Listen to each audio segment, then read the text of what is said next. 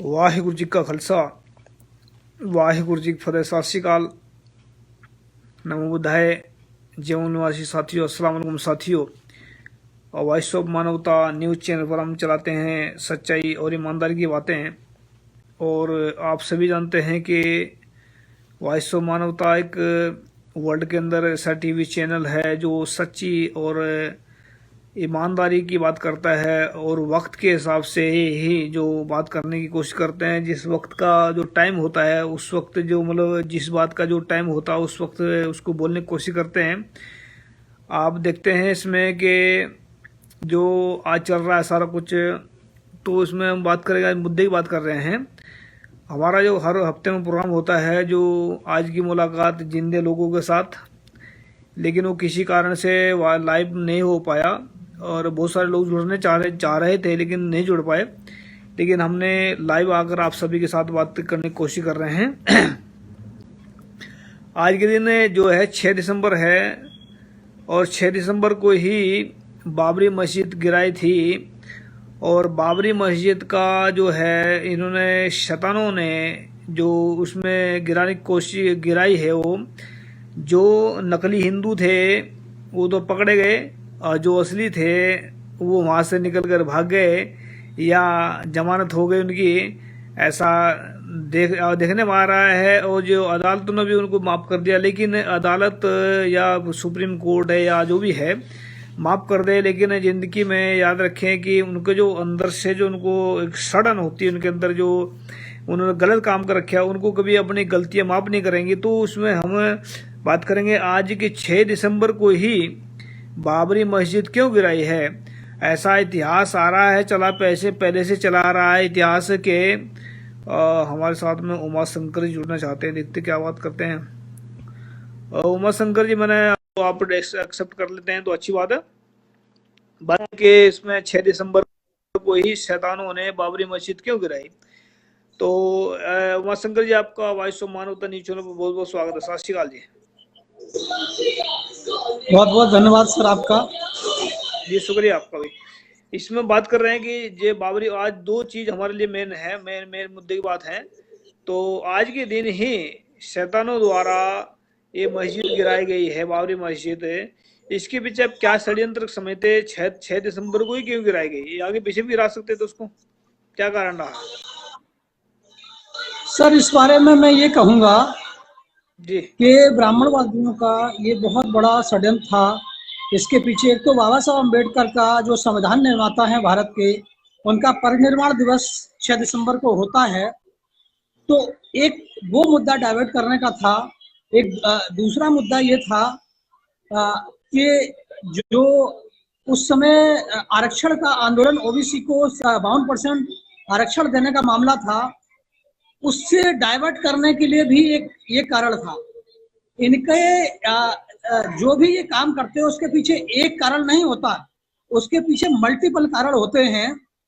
तो ये दो मेन कारण थे। एक तो संविधान के विरोध में जाकर के, क्योंकि संविधान ये कहता है कि भारत में अल्पसंख्यक है या बहुसंख्यक है, सभी की हिफाजत करनी जरूरी है और सभी की हिफाजत की गारंटी देता संविधान। और बाबा साहब अम्बेडकर का उस दिन परिनिर्वाण दिवस था, वो संविधान निर्माता थे और संविधान के माध्यम से ओबीसी जो बहुत बड़ा तबका भारत का है उसको आरक्षण 52% मिलने वाला ही था। तो ओबीसी के लोग आरक्षण में बहुत बड़ी तादाद में शामिल थे, उस समय आरक्षण का आंदोलन चला रहे थे। तो उस आंदोलन से डाइवर्ट करने एक तीसरा मुद्दा ये था कि अगर बाबरी मस्जिद गिरेगी तो क्या है, इस मुद्दे पे उसको जो उस समय की जो सरकार थी जिसने बाबा साहब अम्बेडकर को भारत रत्न दिया था, उसी सरकार ने भारत रत्न दिया था, उस को वो समर्थन कैसे वापस ले, उस सरकार को कैसे गिराएं, अटल बिहारी वाजपेयी वगैरह, उनके पास कोई ठोस मुद्दा नहीं था उस सरकार को गिराने के लिए जी। क्योंकि वो सरकार इस मुद्दे को लेके ही बनी थी कि बहुजनों के हितों के लिए काम करेगी। तो वीपी सिंह जो प्रधानमंत्री थे उन्होंने ये वचन दिया था उस समय। चौधरी देवीलाल जो उप प्रधानमंत्री थे, उनको प्रधानमंत्री का भी आश्वासन मिला था। जी उनको प्रधानमंत्री बनाने का भी आश्वासन मिला था उस समय। तो ये बहुत सारे मुद्दे थे, उस पे अटल बिहारी वाजपेयी अगर आरक्षण का विरोध करता है तो ओबीसी के लोग उसके खिलाफ होंगे, और अगर समर्थन करता है तो सवर्ण खिलाफ होंगे। तो उसके गले की फांस बना हुआ था अटल बिहारी वाजपेयी की ये मुद्दा। तो उनको समझ में नहीं आ रहा था कि हमें क्या करना चाहिए।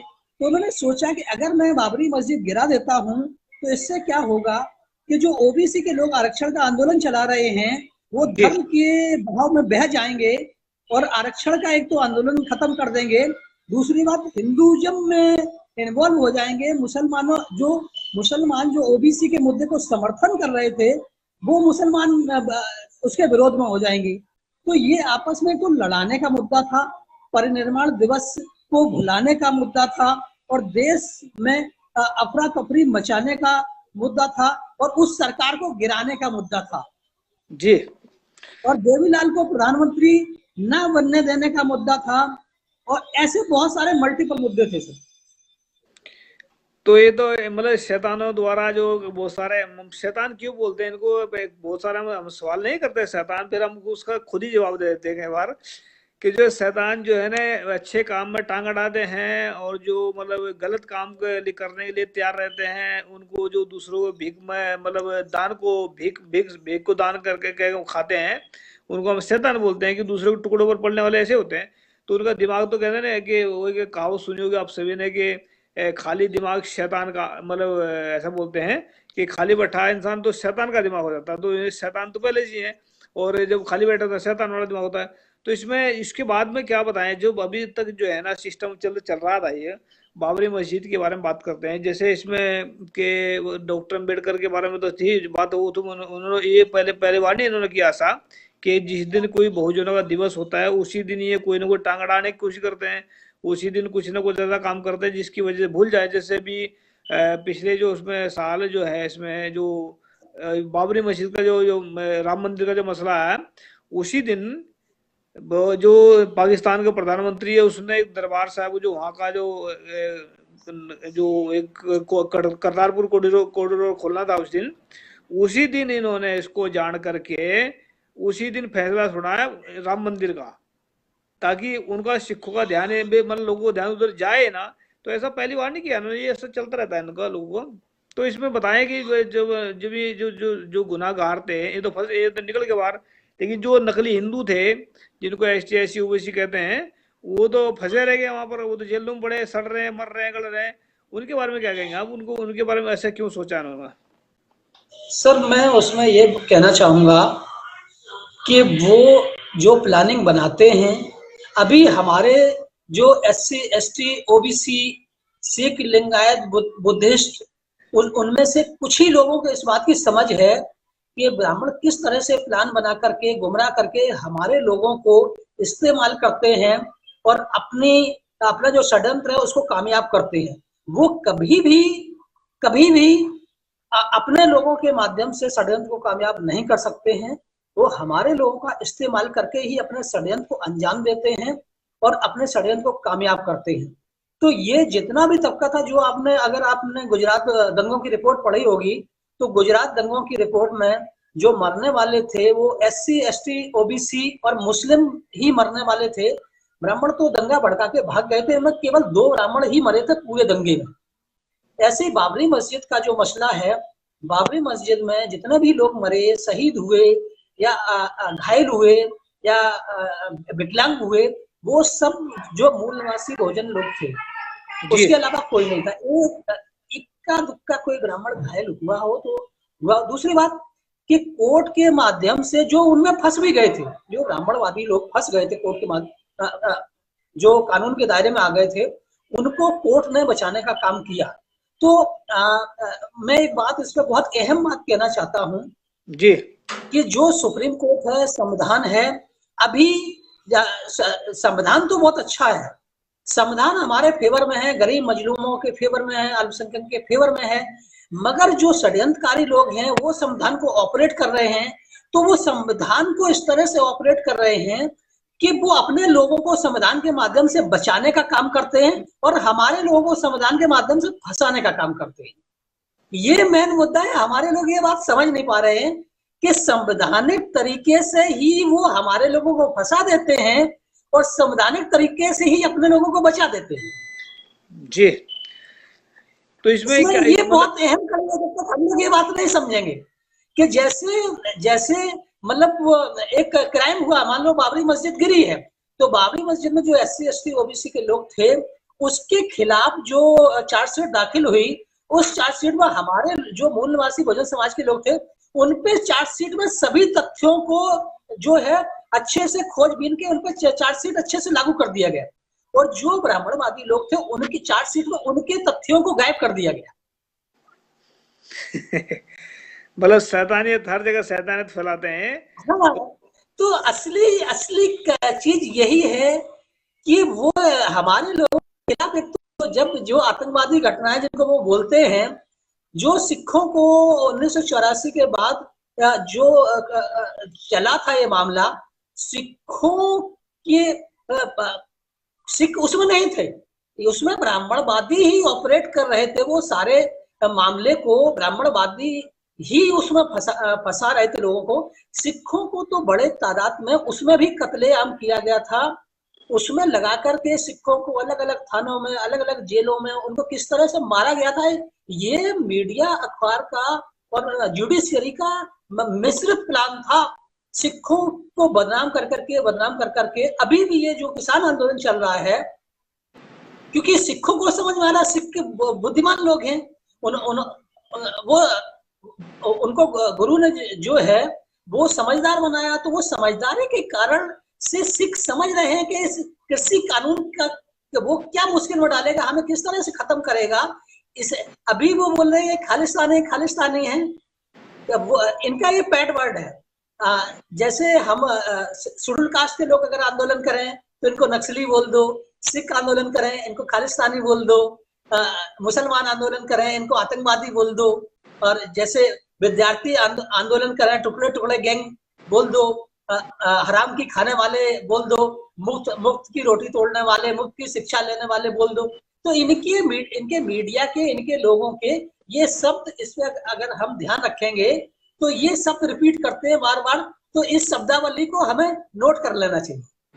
जी, तो इसमें जो है ना शैतानी ताकत जो बैठी है आजकल, जो मीडिया भी गोबर मीडिया है जो मतलब कुछ तो कुछ बोलती रहती है, तो इसमें एक बात बताएं मुझे कि इसमें सुधार कैसे हो सकता है?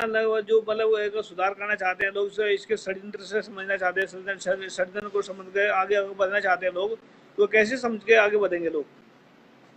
सर, इसमें सुधार का एक ही तरीका है कि हाँ, हमें जितने भी हम मूल निवासी बहुजन समाज के लोग हैं, चाहे वो सिख हो, चाहे लिंगायत हो, बुद्धिस्ट हो, मुस्लिम हो, जैन हो, या SC ST OBC के लोग हैं, इनका संयुक्त कैडर लेकर के पूरे देश के अंदर एक साथ बैठ करके पंजाब से मतलब देश के चारों दिशाओं से सभी प्रदेशों से लोगों को इकट्ठा करना चाहिए, और जो साधन संपन्न लोग हैं उनको ला करके कैडर दे करके समझा बुझा के पूरे देश में सभी एक साथ कैडर और एक साथ बुद्धिजीवी वर्ग को पैदा करना चाहिए। बुद्धिजीवी होता नहीं कोई, बुद्धिजीवी पैदा करना पड़ता है। जी जो कैडर होता है, जो जी जी कैडराई लोग होते हैं, वो मिलजुल के काम करते हैं। तो हम सिखों के साथ मिलकर के, बुद्धिस्ट के साथ, लिंगायत के एक साथ एक मंच में मुद्दों के आधार पर कैडर होने चाहिए, धर्म के आधार पर नहीं, मुद्दों के आधार पर। तो मुद्दों के आधार पर हम पहले काम करेंगे तो हम पहचानेंगे कि हम एक दूसरे के DNA के भाई हैं। अभी तो हम आधे लोग 90% लोग जानते ही नहीं है इस बात को।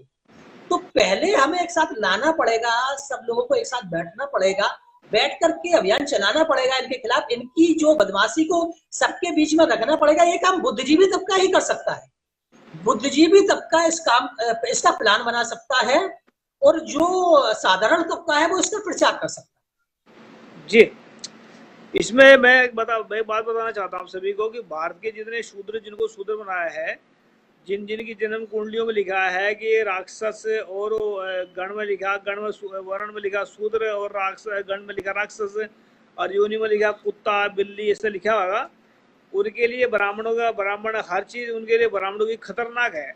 और ब्राह्मण उनको जो है वो मतलब किसी न किसी तरीके से जो फंसा कर रखने की कोशिश करता है। लेकिन ये जो सिख धर्म है, सिख धर्म ही ऐसा धर्म है जो ब्राह्मण को पछाड़ कर मार सकता है, और जो जी पूरे भारत के एसटी एससी ओबीसी के लिए एससी एसटी ओबीसी को ब्राह्मण के चुंगट से निकालने के लिए ही सिख धर्म पैदा हुआ।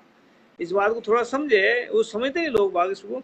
सिख धर्म जो है सिर्फ जो ब्राह्मण के चुंगल फंसे हुए लोग, उनको जो गुलाम बने हुए उनको आजाद करने के लिए ही बना हुआ सिख धर्म। क्योंकि सिख धर्म के पास, क्योंकि जो पहले बुद्ध धर्म ने मार क्यों खाई, बुद्ध धर्म ने मार इस करके खाई है क्योंकि बुद्ध धर्म के पास विचार तो थे पर हथियार नहीं थे। विचार थे, हथियार नहीं थे। जब आदमी दूसरा हथियार लेकर खड़ा है कहीं, तो उसको उसी की जबान में उसको उत्तर देना पड़ता है। इस्लाम धर्म क्यों दब रहा है आज? इस्लाम धर्म में ये नहीं कहता कि उसमें मतलब दबाए, लेकिन उनके पास विचार हैं, वो फैलाते नहीं है उसको। तो लेकिन सिखों के पास में क्या है कि हथियार भी हैं तो विचार भी हैं।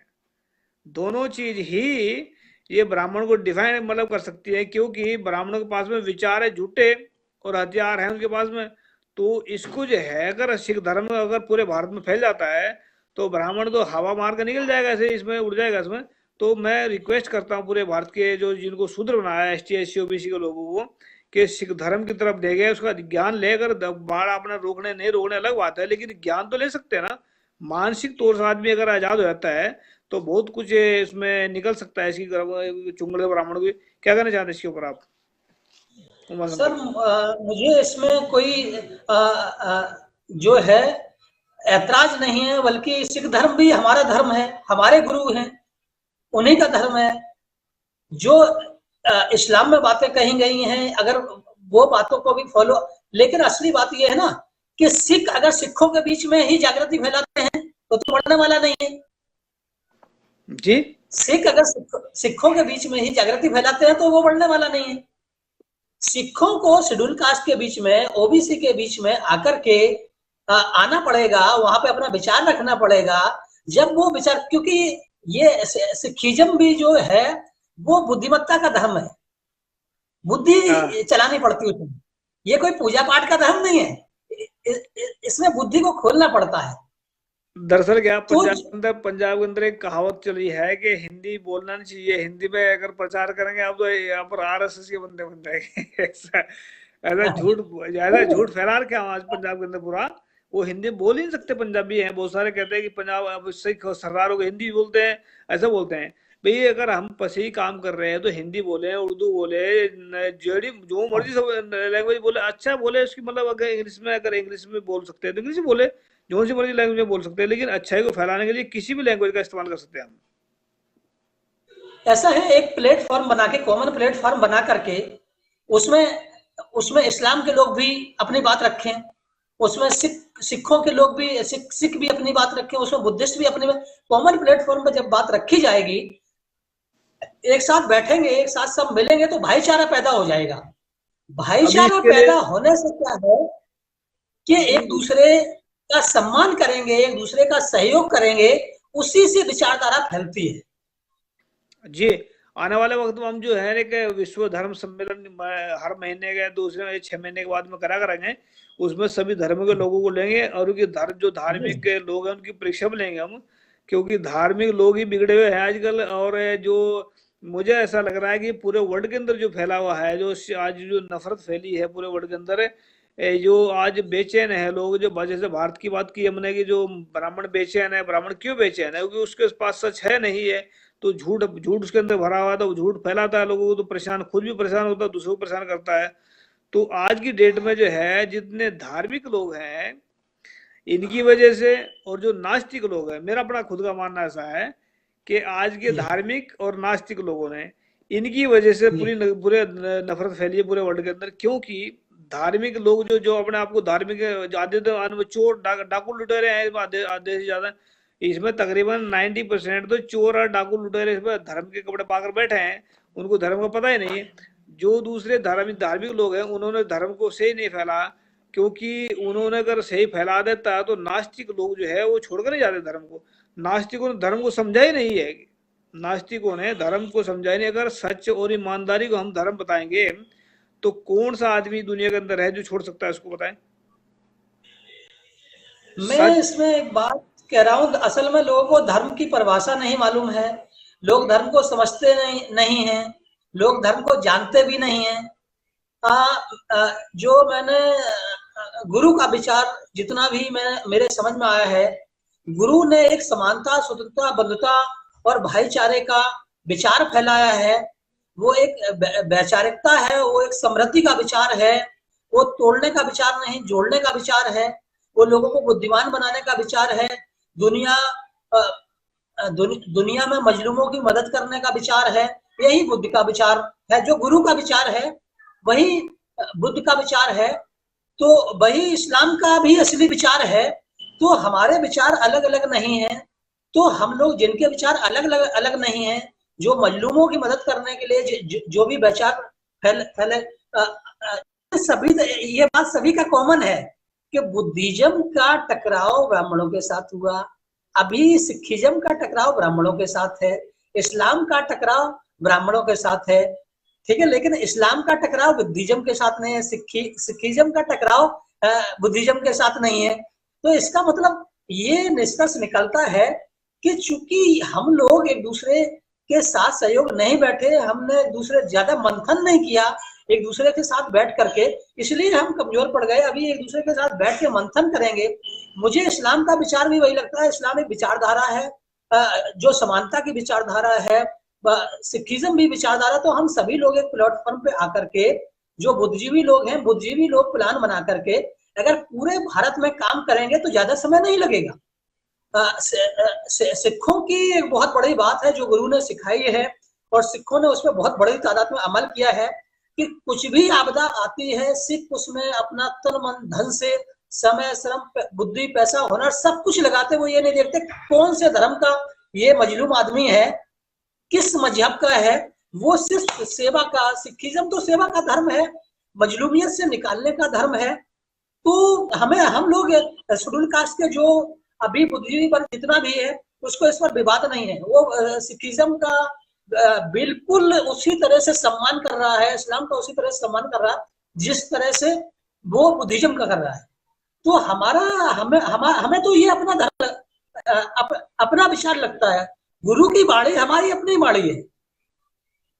शेड्यूल कास्ट के लोग, ओबीसी के लोग जो बुद्धिजीवी वर्ग है, वो समझने लगा कि गुरु की बाणी अभी हमारे घरों में भी गुरु की फोटो लगने लगी है। क्यों लगने लगी? हमें समझ आ गया कि हमारे गुरु है। सिखिज्म का मतलब भी अलग नहीं है, हमारा अपना विचार है। इसमें फोटो लगाने से कुछ नहीं होता। दरअसल क्या है कि जो विचार हैं, विचारों को धारण करना ही धर्म के विचार धारण करना है।